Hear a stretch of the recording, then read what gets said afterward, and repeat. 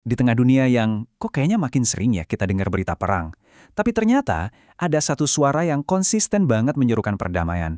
Udah lebih dari 100 tahun lamanya. Suara siapa itu? Suara para paus. Nah kali ini kita akan bedah lebih dalam kenapa sih seruan mereka buat menghentikan perang ini jadi makin penting dan mendesak banget di zaman sekarang. Oke, pertama-tama, biar kita paham kenapa seruan ini penting banget, kita perlu lihat gimana perang itu udah berubah drastis. Coba bayangin deh, dulu perang itu ya pertarungan tatap muka, pakai pedang, pakai gada. Sekarang, wah, jauh beda. Cukup satu tombol bisa meluncurkan drone dari ribuan kilometer jauhnya, atau bahkan senjata nuklir yang dampaknya nggak kebayang. Ini bukan cuma soal teknologi, tapi soal skala kehancuran yang bisa ditimbulkan. Nah, ini dia pertanyaan kuncinya. Kalau senjatanya udah beda banget, apa aturan main tentang kapan perang itu bisa dibenarkan masih bisa sama? Selama berabad-abad, ada konsep yang namanya perang yang adil. Idenya, ya, perang itu bisa dibenarkan dalam kondisi-kondisi tertentu, misalnya buat membela diri. Tapi, begitu masuk era atom, para paus mulai bertanya, tunggu dulu, konsep kuno ini apa masih relevan ya? Dan kutipan ini jadi titik baliknya. Paus Yohanes 23, lewat dokumen penting yang namanya Pacem in Terris, menegaskan kalau senjata nuklir itu mengubah segalanya. Gimana coba kita bisa ngomongin keadilan kalau alat yang kita pakai beresiko musnahin semua orang? Nggak masuk akal kan? Ben, perlu dicatat ya, ini tuh bukan ide yang tiba-tiba muncul dari satu paus doang. Enggak, ini tuh puncak dari seruan perdamaian yang, ya ampun, udah lebih dari 100 tahun digemakan terus-menerus sama tahta suci.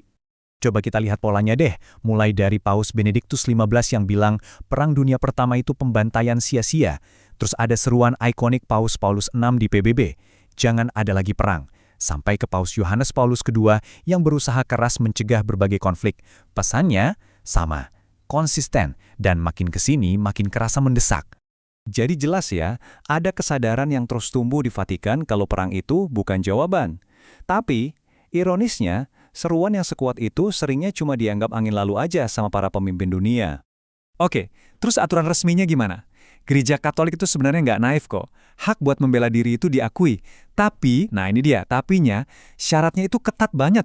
Saking ketatnya, kayaknya hampir mustahil deh buat dipenuhi di zaman perang modern sekarang. Ini dia nih, 4 syaratnya. Pertama, kerusakannya harus benar-benar parah dan nyata. Kedua, semua jalur damai udah dicoba dan gagal total. Ketiga, harus ada harapan buat menang. Dan yang paling krusial, nomor 4, jangan sampai obatnya lebih parah dari penyakitnya. Coba deh kita renungin, perang mana zaman sekarang yang bisa centang semua kotak ini? Susah kan? Nah, bener banget. Syarat keempat inilah kuncinya.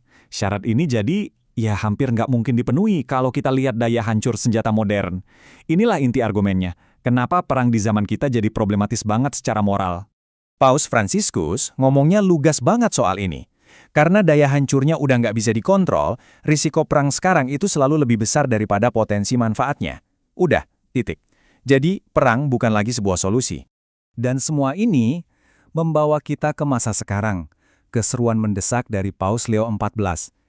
Beliau ini mewarisi estafet perdamaian 100 tahun ini dan menyuarakannya dengan lebih kenceng lagi di tengah krisis global yang kita alamin sekarang.